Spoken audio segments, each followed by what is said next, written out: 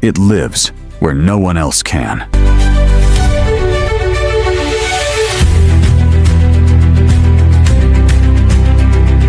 It walks on walls that look like flat glass.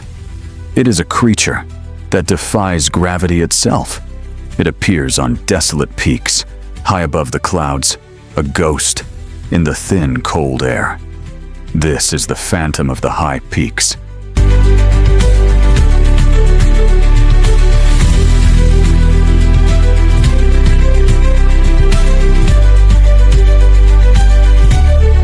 The Alpine Ibex.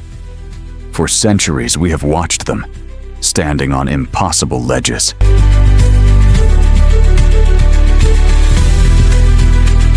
Moving on cliffs where there is no path. They are born on the edge of the abyss. From their very first breath, they learn to balance. They learn to climb, or they learn to die. They are perfectly designed to never, ever fall. But what is their secret? How do they perform this impossible feat?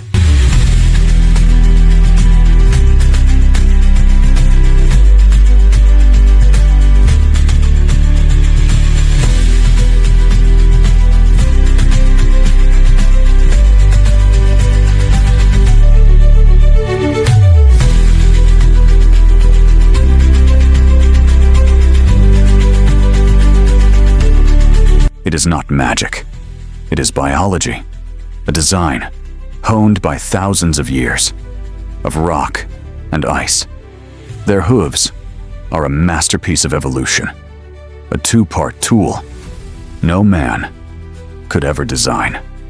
The outer edge is a hard, sharp rim made of keratin.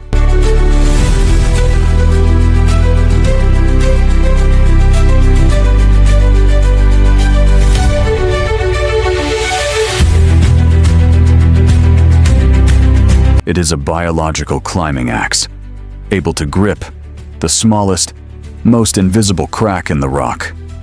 The inside is a soft, rubbery pad, a cushion that acts like a high-traction climbing shoe. It molds and sticks to the stone. They can stand on a tiny ledge, no wider than a single coin. They can climb a face that is almost perfectly vertical. But their true power is not just in their feet, it is in their mind. They are calm, precise, focused. They move like a grandmaster playing chess. Every step is calculated. Every jump is perfect. They don't feel vertigo. They don't know fear. They only know the mountain. This is their kingdom, their fortress of stone and ice, a place where no predator can ever follow. The eagle can fly above, but it cannot catch them here. The wolf cannot climb. The leopard stays below. Here, in the vertical world, they are safe. Here, they are the undisputed kings, but they do not just climb for safety.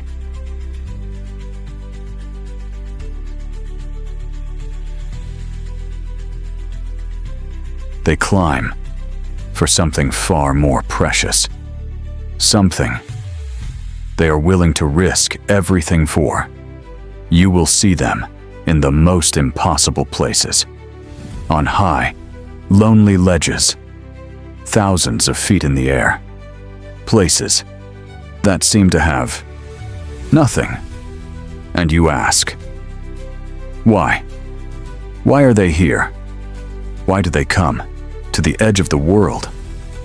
The most famous legend of the Ibex isn't on a mountain. It is here, at the Thingino Dam in Italy, a sheer vertical wall of concrete, over 160 feet high. This is not a gentle slope. It is 90 degrees.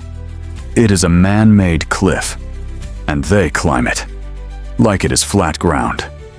these masters of gravity defy our very eyes. Look closer. They are not resting. They are licking the wall. Why? Why do they risk a 160-foot fall to lick a concrete dam? The answer is not for safety. It is for hunger, not a hunger for food, but for minerals. The grass and plants they eat in the high Alps are poor in nutrients. Their bodies crave salt. They are desperate for salt and calcium. And the salt crystals are trapped in the face of the ancient rock or caked onto the surface of this man-made wall. They climb these impossible walls, risking everything for a single taste, just to lick the salt from the stone.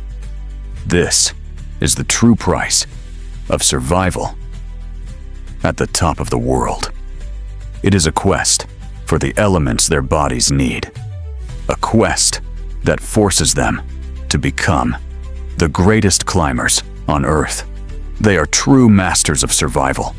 The males carry massive curved horns, a symbol of age and power. They use them in brutal combat, crashing skulls on the edge of a cliff to win the right to rule the herd. When the winter comes, they do not hide. They stay on the high peaks, enduring the freezing winds and the deep, crushing snow.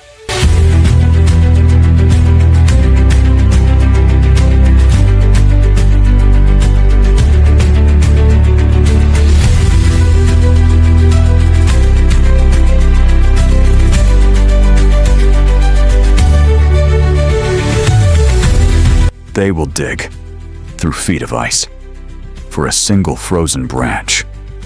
They are the definition of resilience.